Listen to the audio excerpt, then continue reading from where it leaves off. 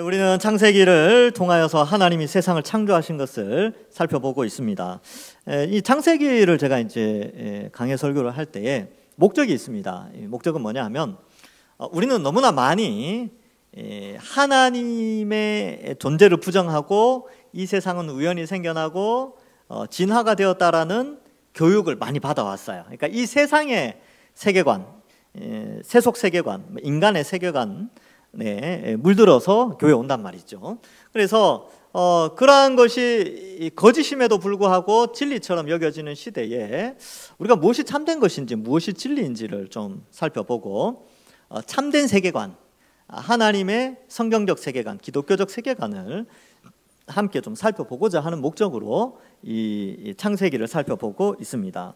그래서 이 세상은 우연히 만들어진 것이 아니라 놀라운 하나님의 전능하심과 권능으로 만들어졌다는 것이죠. 그래서 과학이 발전하면 발전할수록 하나님의 창조가 더 명확하게 나타나고 있다라는 것을 설교 시간에 이제 여러 가지 자료들을 통하여서 많이 보여드렸습니다.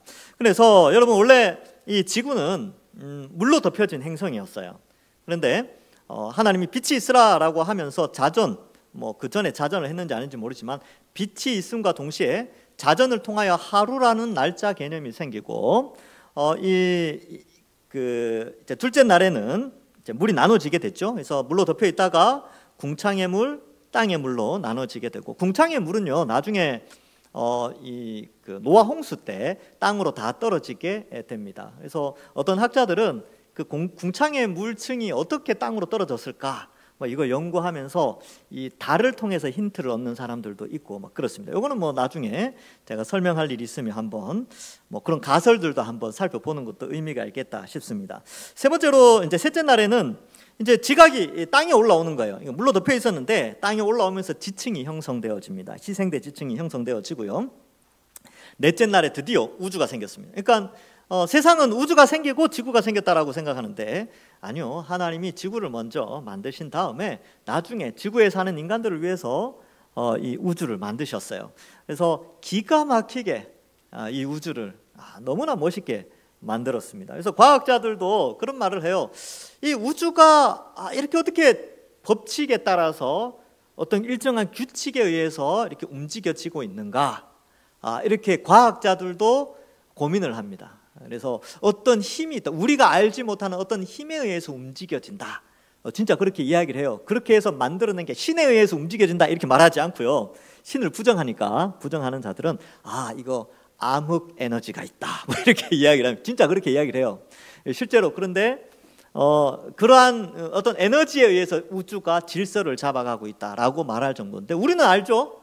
암흑 에너지가 아니고 하나님이 창조하셔서 하나님이 부여하신 질서에 의하여서 이 우주가 움직여지고 운행되어지고 있습니다. 다섯째 날에는요 어류와 조류를 창조하시죠. 그래서 물고기와 하늘의 새를 만드시고, 또 여섯째 날에 동물들 만드시고 사람을 만드시게 됩니다. 그리고 일곱째 날에 안식하시죠. 안식의 의미가 뭐라고요? 첫 번째, 창조주 하나님을 기억해야 된다. 구원주 하나님을 기억해야 된다. 그리고 영원한 안식이 있다는 걸 기억해야 된다. 그래서 이 안식일이 주일로 바뀌어서 우리는 주일을 지키면서 이 세 가지, 창조주 하나님, 우리를 구원하신 예수 그리스도의 십자가를 통하여 구원하신 그 예수님을 기념하고, 또 영원한 안식, 완전한 부활을 통하여 안식할 그날을 기억하면서 주일을 보내게 됩니다. 자, 2장에 들어와서는요 다시 이제 인간 창조에 이제 하나님께서 중심을 두고 구성을 해 갑니다. 그래서 시간적 순서가 아니라 인간 중심적으로 하나님의 창조의 목적들이 기록되어져 있습니다. 여러분, 하나님이 이 세상을 왜 창조하셨냐 하면요, 하나님이 왕으로 계시고 이 영토와 백성을 만드시는데 결국 하나님이 하나님 나라를 만드시기를 원하셨습니다. 주권자는, 왕은 하나님이시죠. 그래서 백성은 사람이고 영토는 지구와 우주 만물이 영토가 됩니다. 나라의 세 가지 요소가 주권, 영토, 백성. 며칠 전에 광복절이었는데 우리가 이 의미를 잘 알아요. 주권이 뺏겼다는 것은 나라를 잃은 것이거든요. 근데 하나님 나라는 주권자가 하나님이에요.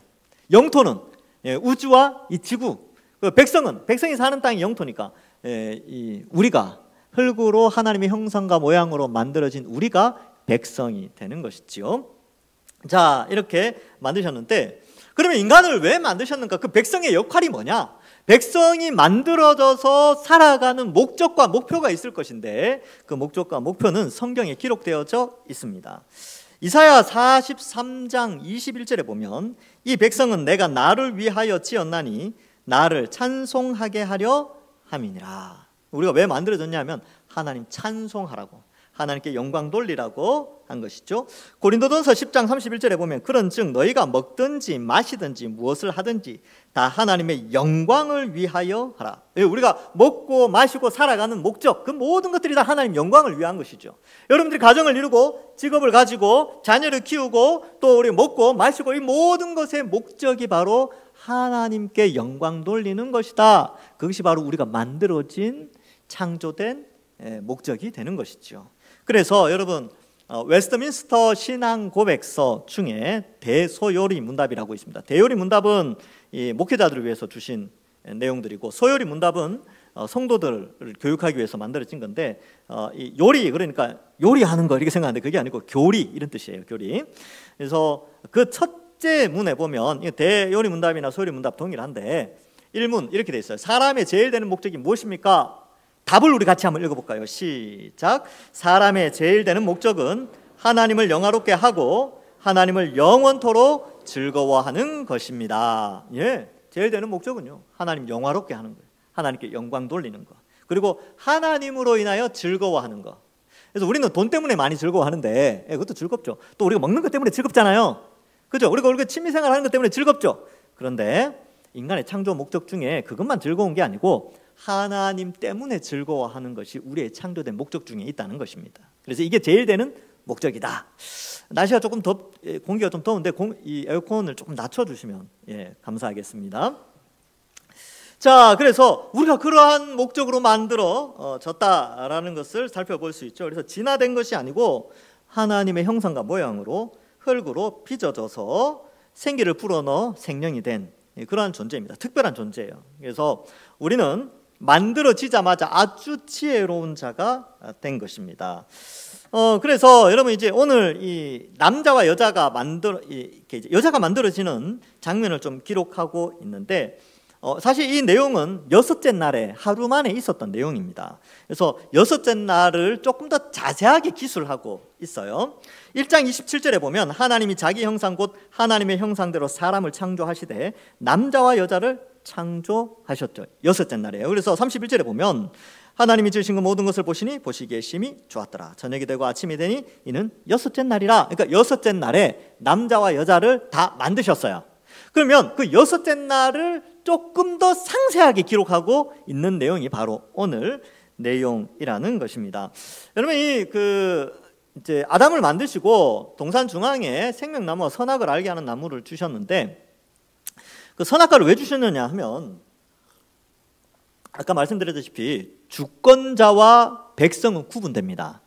주권자가 따로 있고 백성이 따로 있어요. 여러분 우리는 민주주의 시대에 살고 있기 때문에 백성과 주권자가 구분이 안 되거든요. 왜냐하면 백성이 주권자거든요. 민주주의니까. 그런데 하나님의 나라는 왕국이에요. 왕국. 왕이 주권자로 있고 백성은 따로 있습니다. 그래서 왕과 백성의 구분.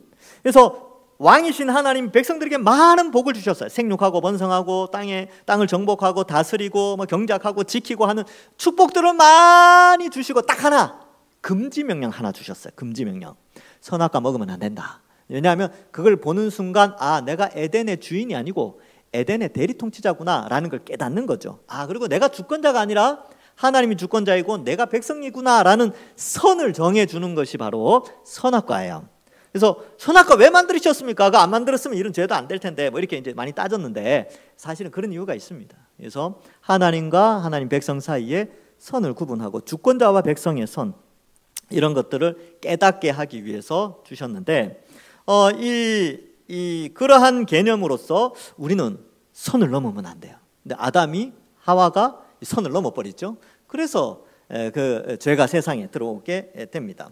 자, 어쨌든 그러한 의미로 우리가 앞에서 살펴봤고요. 이제 18절에 보시면 여호와 하나님이 이르시되 사람이 혼자 사는 것이 좋지 아니하니 내가 그를 위하여 돕는 배필을 지으리라. 이건 여섯째 날이에요. 여섯째 날 아담을 딱 만들고 흙으로 아담을 만들어 가지고 야 너 흙으로 만들었으니까 아담이란 뜻이 흙이란 뜻이거든요. 너는 흙이니까 흙 이름이 흙이야. 근데 아담 이게 인물로 해가지고 아담으로 이름을 지었습니다. 근데 아담이 만들어지고 나서 이제 혼자 있으니까 좀 좋지 않았어요. 왜 좋지 않냐면 혼자로서는 사명을 감당할 수가 없어요. 사명이 뭡니까? 생육하고 번성하는 건데 이게 안 됐죠. 그 다음에 다스리고 정복하는데 혼자 이 모든 걸 감당할 능력이 안 된다는 거죠. 불완전한 존재죠. 그래서 돕는 배필을 주시게 됩니다. 돕는 배필은 결국은 뭐냐 하면 사명을 감당하도록 주신 배필이에요. 사명. 그래서 남편이든 아내든 똑같이 하나님의 사명을 감당하도록, 그 사명이 아담과 하와에게서는 뭐냐 하면 에덴 동산에서의 통치, 다스림, 사명을 감당하는 것이죠. 그래서 여호와 하나님이 흙으로 각종 들짐승 공중새 다 지으셨는데 그걸 아담에게로 데리고 오게 됩니다. 근데 아담이 이름을 지어요. 근데 여러분 이름 짓는 게 이게 보통 일이 아닙니다. 잘 봐요. 뒤에 보시면 23절에 보면 남자에게서 취하였은즉 여자라 부르리라 이렇게 돼 있죠. 이름 짓는 방식을 설명하는데 뭐냐면 여자라는 이름을 짓기 위해요. 그 이름이 가진 의미도 같이 부여해야 됩니다. 그러니까 이름을 짓는데 그 이름이 가진 고유한 의미가 함께 생겨나야 돼요. 그러니까 남자에게 취하였은즉 여자다. 너는 요렇게 뭘 이렇게 하는 거 보니까 너는 사자. 너는 줄무늬가 좀 있네. 너는 사장 비슷한데 줄무늬가 있어. 근데 또 사자가 아니야. 발이 좀 더 커. 너는 호랑이. 그러니까 의미를 계속 부여하는 거예요. 어떤 이름을 짓는데 그 이름 속에 담겨진 의미까지 부여하는 아담인데 여러분 잘 생각해 봐요. 만들어지자마자 이 정도로 똑똑했어요. 그러니까 천재로 만드신 거죠. 여러분 의미를 정하고 이름을 짓는 것은 보통 머리 가지고는 안 됩니다. 그렇죠? 그래서 어떤 뭔가 이름을 지을 때 그 이름 속에 담겨진 의미와 그 이름 자체를 짓는 것은 굉장한 머리 회전이 필요하고 그것은 하나님이 부여하신 지혜와 총명이 아니면 할 수가 없어요. 그래서 아담은 만들어진 첫날 바로 그날 엄청난 지혜를 발휘하여 사물의 이름을 그리고 의미를 부여하면서 하나님의 사명을 감당하게 됩니다. 천재죠. 당연하죠. 하나님이 최초로 만든 인간인데 얼마나 하나님의 형상을 닮아서 천재적으로 만들었겠습니까? 그래서 우리 주변에 천재들 한 번씩 있잖아요. 눈에 보면 신기하죠, 그죠? 천재들 진짜 신기해요. 어떻게 저걸 하지? 뭐 이제 TV 보니까 막 한 5살, 6살인데 막 수학을 막 풀어요. 뭐 몇 살 안 되는데 피아노를 막 엄청나게 잘 쳐요. 나이도 어린데 막 그림을 뭐 어른보다 더 잘 그립니다. 천재죠, 천재. 근데 아담은요 태어나자마자 태어난 게 아니죠. 만들어지자마자 지혜를 가지고 이름을 짓기 시작합니다. 근데 혼자 하는 게 힘들었다는 것이죠. 그래서 이름을 짓는데 하나님이 이제 돕는 배필이 없으므로 21절에 보니까 아담을 깊이 잠들게 하십니다. 그래서 또 다른 작품을 만드세요. 여러분 제가 이제 뭐 조각가 유명한 조각가 잘 몰라요. 뭐 미술가는 뭐 이렇게 뭐 고호, 고갱 뭐 이런 사람들 조금 알아요. 뭐 렘브란트 이런 사람들. 그런 건 잘 몰라요. 사실 잘 모르는데 조각가 중에 한 사람 아는 사람 중에 있는데 뭐 인격이나 삶은 별로 좋지는 않지만 그 유명한 조각가 중에 자코메티라는 사람이 있습니다. 그래서 우리나라에서 기획전 같은 것도 하고 있는데 제가 보니까 저도 만들겠더라고요. 철사해가지고 뭐 찰흙 같은 거 좀 붙이면 나도 그거 만들겠는데 세상에 그게 3억이에요. 3억. 3억에 팔려요. 몇 억에 막 팔려. 그 이상한 거 뭐 만들어놨는데 그게 또 몇 억이야. 우리 이제 저야 뭐 보는 관점이 모르니까 그런데 하여튼 그렇게 유명한 조각가가 있대요. 근데 여러분 그러한 사람이 만든 것도 그렇게 가치 있게 팔리는데 하나님이 만드신 하나님이 직접 흙으로 빚었어요. 그리고 하와는요 갈빗대로 만드셨어요. 뭐 어떻게 만드신지 알 수는 없지만 어쨌든 갈빗대로 만들었어요. 아담의 갈빗대로. 그러니까 하나님의 작품이죠, 작품. 근데 그 작품 여러분 아담과 하와 직접 보고 싶잖아요. 안 봐도 돼요. 우리하고 똑같이 생겼습니다. 우리하고 똑같아요. 눈 2개, 코 하나, 입 하나, 귀 2개 뭐 이렇게 생겼어요. 그러니까 하나님이 만드신 작품이 바로 우리가 여기 앉아 있는 거예요. 놀라운 작품이죠. 여러분 유명한 작가가 만든 작품도 그렇게 높이 평가하는데 하나님이 직접 만드신 손으로 빚으신 인간은 얼마나 소중하고 값으로 매길 수 없죠. 그래서 온 천하보다 귀한 것이 한 생명입니다. 그래서 존귀한 자다라는 것을 우리가 좀 인식할 필요가 있습니다. 작품 중에 작품입니다. 그래서 옆에 있는 분들 작품으로 여기셔야 돼요. 하나님의 작품입니다. 소중하게 여기셔야 되고 이 작품에 약간 흠집이 좀 나긴 했어요. 이 마귀가 우리의 죄를 짓게 함으로 우리가 이 걸작품에 흠집이 좀 생겼는데 괜찮습니다. 주님 오시는 날 원본으로 복원됩니다. 원본보다 더 좋게 하나님이 우리를 영광스러운 부활체로 이제 만들어 주시죠. 자, 아담이 잠들게 하죠. 그래서 갈빗대를 취하는데 이제 뭐 요즘 말로 하면 수면 마취. 예. 태초에 수면 마취가 있었습니다. 예, 수면 마취를 해서 갈빗대 꺼내 가지고 살로 채우고 여자를 만드시죠. 그리고 아담에게로 이끌어 가게 됩니다. 그래서 아담이 딱 보고 23절에 아담이 이르되, 자 한번 볼까요? 23절 보십시오. 예, 자막을 띄워주시면 뭐라고 이야기합니까? 이는 내 뼈 중에 뼈요 살 중에 살이라. 네, 여러분 이 아담이 자고 일어났는데 자기하고 비슷하게 생겼는데 조금 달라. 근데 딱 왔는데 너무 아름다운 거예요. 그래서 입에서 터져 나오는 지혜의 시 한 편이에요. 이게 히브리어로 보면 시로 돼 있어요. 대꾸가 이렇게 문구가 시로 돼 있거든요. 그래서 아담이 다른 동물들 데리고 왔을 때 뭐 여러 가지 이야기를 많이 했을 거 아니에요. 너는 뭐 저쩌고 뭐 이름을 뭐로 하고 뭐 이야기했는데 그게 성경에는 기록 안 돼 있어요. 근데 하나님이 모세를 통하여 아담의 이 말은 꼭 성경에 남겨야 되겠다. 꼭 직접 화법으로 직접 그가 이렇게 말했다 쌍따옴표 남겨가지고 꼭 해야 되겠다라는 그 말을 모세를 통해서 남겼는데 그게 뭐냐면 시예요. 그래서 인간이 최초의 첫째 날 만들어지자마자 성경에 기록된 첫 번째 그것이 바로 시로 남겨져 있고, 여러분 시는요 똑똑해야 쓸 수 있어요. 시의 시상이라고 그러죠. 굉장히 지혜가 있어야 됩니다. 여러분 침팬지가 시 쓰는 거 봤습니까? 침팬지는 못 써요.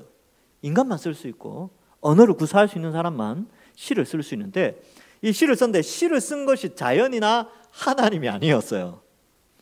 아담이 첫째 시를 썼는데 자기의 갈빗대로 만들어진 여자를 보고 시를 썼어요. 그래서 그럴까요? 이게 여성들이 이런 거 들으면 굉장히 이렇게 감동하잖아요. 남자들은 이런 거 잘 모르는데 여성들은 이런 시 한 편에도 감동받고 많이 그러더라고요. 그러니까 시를 딱 썼어요. 내 뼈 중에 뼈요 살 중에 살이라. 그래서 이것을 통해서 알 수 있는 것은, 일단 아담은 하와가, 이 여인이 자기의 뼈로 만들어진 걸 알았어요. 하나님이 가르쳐 주셨겠죠. 그 다음에 이것이 굉장히 기뻤다는 거예요. 그러니까 너무나 기뻤기 때문에 시로 그 기쁨을 표현했습니다. 그리고 감동적인 만남이었죠. 그리고 행복했다는 것을 이 시로 알 수 있습니다.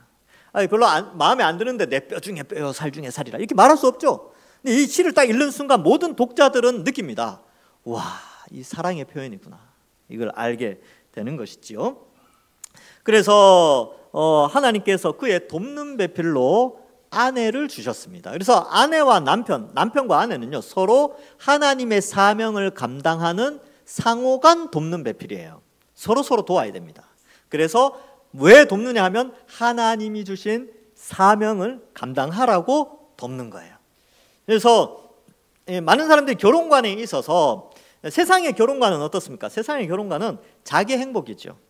자기 행복을 위해서 결혼을 합니다. 그러나 그리스도인의 결혼관은 뭐냐면 자기 행복도 있지만 그 위에 하나님이 이러한 부부의 관계를 통하여서 가정을 맺게 하신 것은 하나님의 사명을 감당하라는 것이구나. 하나님께 영광 돌리고 하나님을 찬송하는데 이 부부라는 제도를 통하여서 더욱더 힘있게 주의 일을 하라는 뜻이구나 라고 부부를 허락해 주신 것입니다. 그래서 지금 이제 결혼하신 분들 중에서 한쪽 편이 아직 예수님 믿지 않는다면 전도하기 위해서 계속 기도하셔야 됩니다. 포기하지 말고, 우리 남편은, 우리 아내는 예수 안 믿을 것 같아요. 아니요. 계속해서 같은 사명을 감당하기 위해서 기도하시고 꼭 예수님 믿도록 함께 그렇게 기도하는 것이 아주 중요합니다. 그래서 함께 이 사명을 감당하도록 부르셨고요. 그리고 무엇보다도 둘이 한 몸이 되도록 하신 것이지요.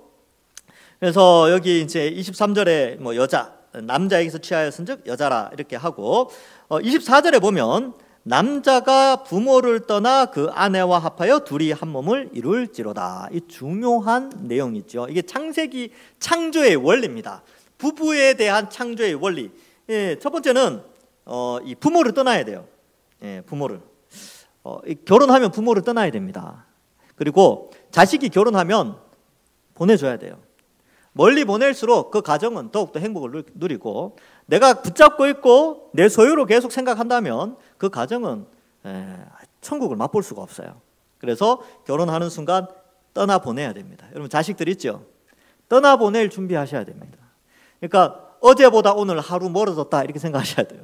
나 결혼하면 다 떠나보내야 됩니다.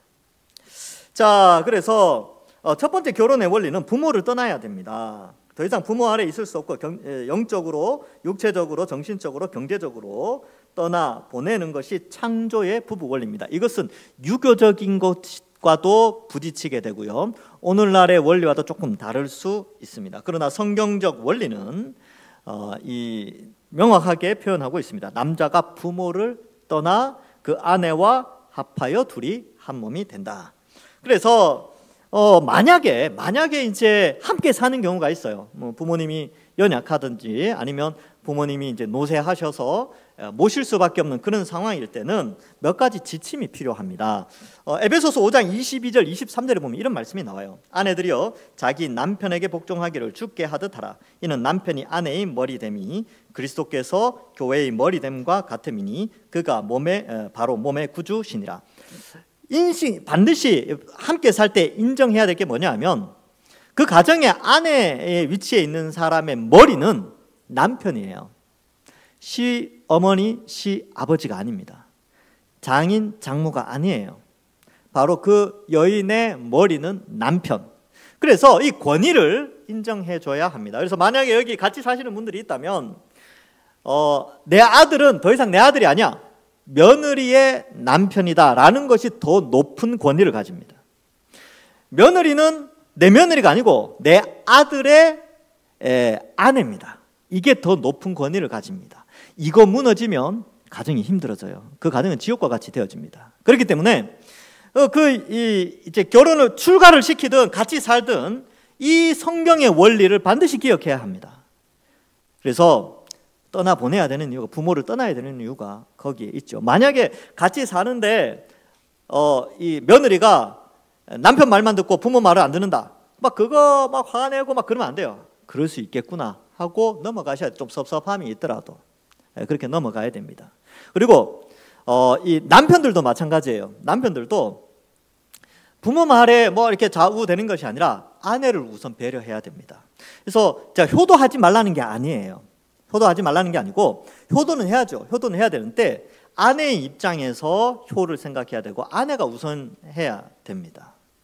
그래서 만약에 처가랑 같이 살 때도 마찬가지예요. 처가랑 같이 살 때도 딸은 더 이상 내 딸이 아니에요. 사위의 아내입니다. 이게 더 높은 권위를 가지죠. 그래서 내 딸을 내 마음대로 하겠다, 안 돼요. 남편에게, 그 사위에게 우선순위가 있다는 것 명심해야 됩니다. 그래서 사회적 관습적 세계관이 있어요. 관습적 세계관은 그 집의 최고 나이 많은 분이 그 가정의 머리가 된다고 생각하는데, 성경은 그렇게 가르치지 않습니다. 성경은 그 가정의 머리는 그 여인의 남편에게 있다는 거예요. 이게 성경적인 원리입니다. 그래서 여러분, 얼마 전에 유행했던 드라마 있었죠. 저는 다 못 봤는데 이제 누가 하도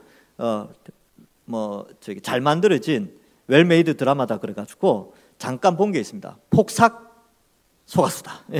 못 보신 분들도 있을 텐데 다는 못 봤어요. 저도 잠깐 보고 이런 거구나 하고 봤는데, 쇼츠를 이렇게 이제 잠깐 봤는데 그 중에 하나가 뭐냐 하면, 주인공 남자 박보검 씨인데 그 역중에는 관식인가 그래요. 그래서 자기 엄마랑 형님인가 하여튼 누구랑 상이 이렇게 두 개예요. 옛날엔 그랬죠. 남자상 여자상 따로 있었잖아요. 며느리상은 저기 있고.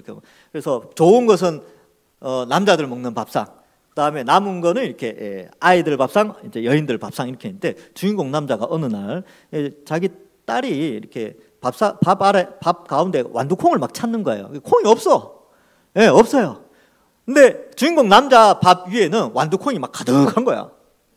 근데 이 주인공 남자가 싹 돌아가더니만 그 밥상에 이제 밥을 놓고 나는 앞으로 여기서 밥 먹겠습니다. 사회적 관습적 세계관을 무시하고 사랑을 우선으로 하는 것이죠. 저는 그걸 보면서 이거는 좀 성경적이다, 이런 부분은. 그러니까 관습적으로는 그것이 맞지만, 그러나 성경적으로 볼 때는 아내를 사랑하는 것이 우선순위에 있다는 거예요. 왜? 둘이 한 몸이니까. 그래서 그러한 부분들을 보면서 이거 참 잘 만들었네, 진짜 웰메이드네, 이렇게 생각을 했었습니다. 여러분, 우리 부모님들은 섭섭할 수 있죠. 이놈의 자식이 내가 어떻게 키웠는데 자식 뺏겼다, 이런 생각 하겠죠. 내 딸 뺏겼다, 내 아들 뺏겼다, 그런 생각 할 때가 있을 거예요. 그러나 그렇게 뺏기셔야지 아들, 딸 가정이 행복합니다. 그렇게 해야지 행복해요. 그래서 부모가 되어 보니까 그렇더라고요. 나는 좀 대우받지 못하더라도, 내 자식들한테 대우받지 못하더라도 내 자식이 행복할 수 있다면 나는 얼마든지 괜찮다. 그렇지 않습니까, 부모님들? 그렇죠? 네, 그런 거예요. 그래서 그것이 바로 성경적으로 볼 때 이 부부의 연합의 원리입니다. 그래서 부모를 떠나야 돼요. 남편들은 어떻게 해야 됩니까? 에베소서 5장 25절에 남편들아 아내 사랑하기를 그리스도께서 교회를 사랑하시고 그 교회를 위하여 자신을 주심같이 하라. 이게 뭐냐면 죽기까지 사랑하라는 겁니다.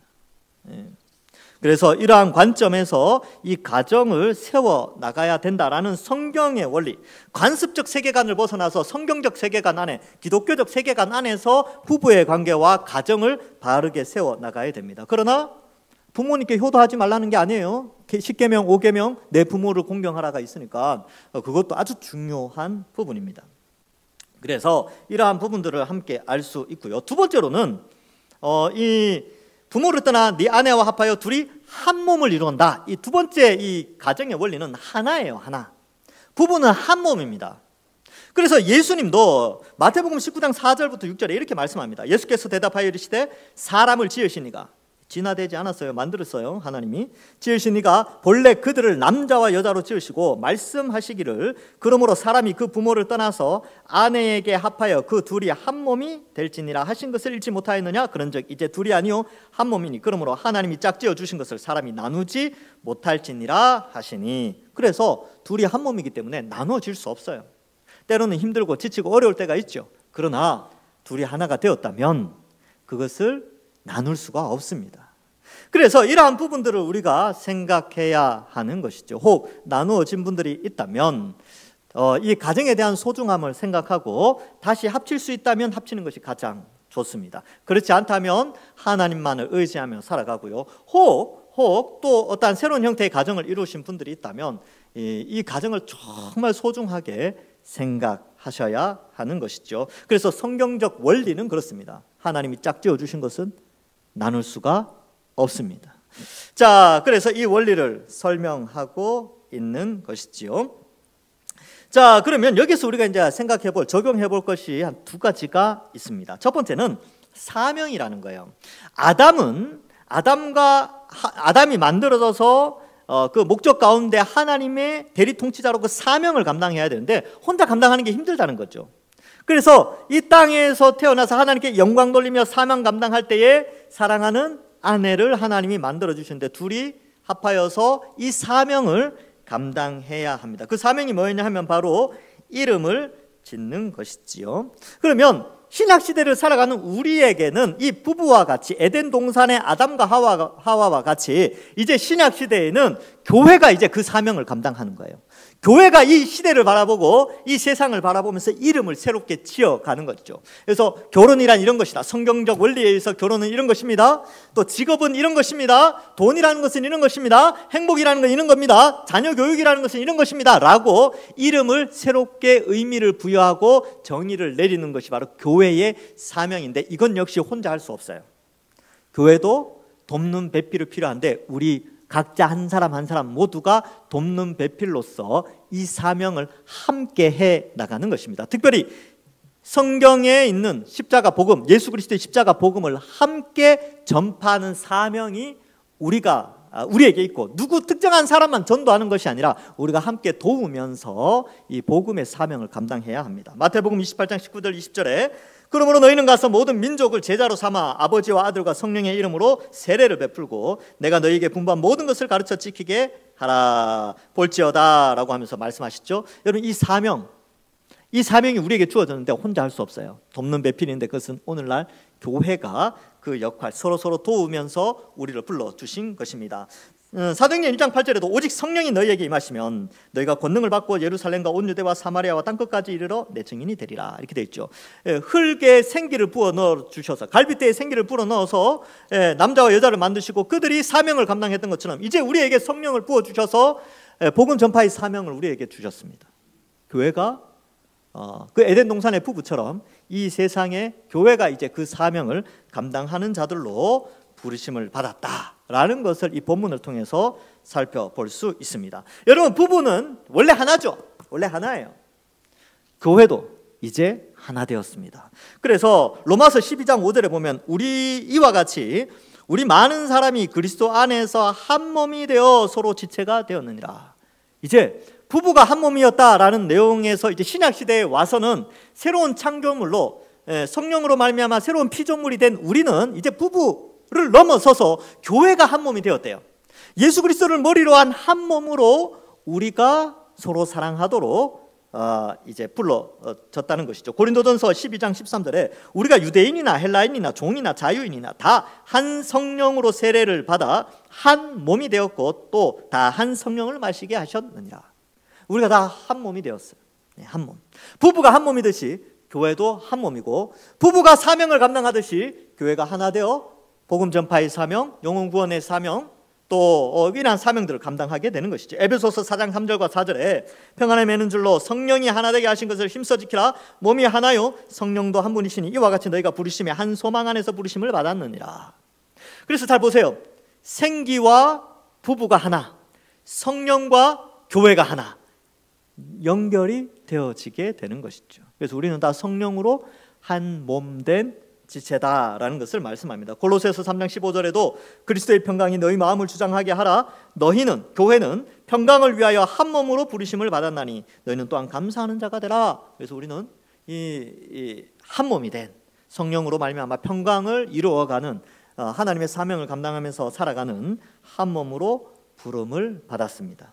말씀을 맺습니다. 여러분, 하나님께서 이 땅을 창조하시고 인간을 대리 통치자로 세워 하나님의 백성으로 세워 사명을 감당하게 하셨습니다. 혼자는 그 일을 할 수 없어서 그의 갈빗대로 아담의 갈빗대로 하와를 만들어 그 사명을 감당하게 하신 것처럼 오늘날 우리도 역시 우리에게 주어진 사명 혼자 감당할 수 없기에 우리의 돕는 배필과 같이 돕는 동력자들을 교회를 통하여서 만나게 해주셨습니다. 그래서 우리도 역시 이 복음 전파의 사명 또 성경적 세계관을 세상에 나타내고 세상에 잘못된 그러한 사물에 대한 정의를 우리도 다시 내리는 그런 공동체가 되었습니다. 뿐만 아니라 우리는 한 몸 한 지체가 되어서 부부가 한 몸이듯이 교회도 한 지체가 되어서 그 사명을 감당하며 서로 뜨겁게 사랑하는 지체가 되도록 하셨습니다.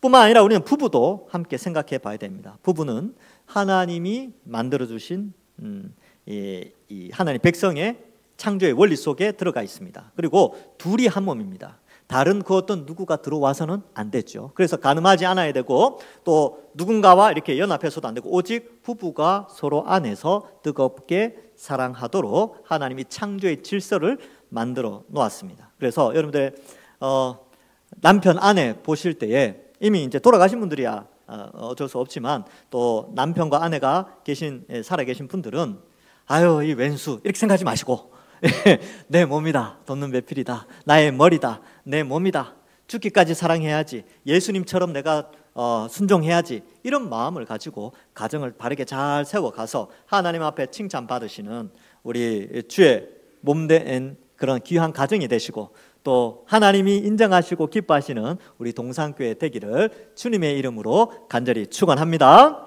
기도하겠습니다. 하나님 아버지 은혜를 감사합니다.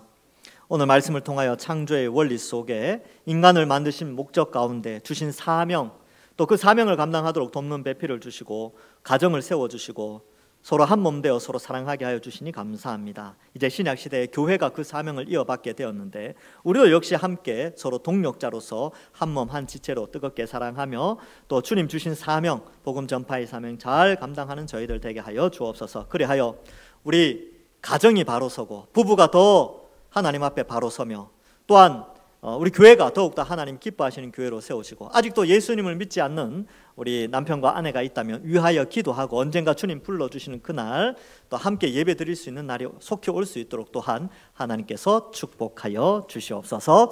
이번 한 주간도 우리의 가정을 지키시고 우리 교회를 지켜주실 줄 믿사오며 예수님의 이름으로 기도하옵나이다. 아멘.